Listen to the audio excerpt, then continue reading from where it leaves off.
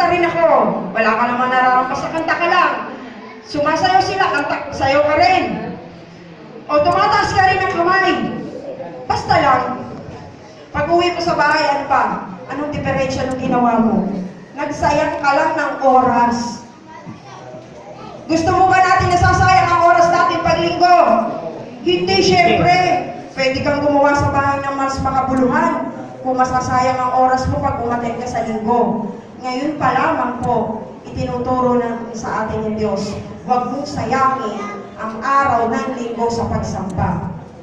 Every minute, kailangan meron kang kinukuha, meron kang expectancy, meron kang anticipation na may gagawin ng Diyos sa'yo, sa buhay mo, sa araw ng linggo sa pagdalo mo. Linggo na nga lang idadalo mo. Amen? Linggo na nga lang ang iyong ibibigay. Bakit mo pasasayangin?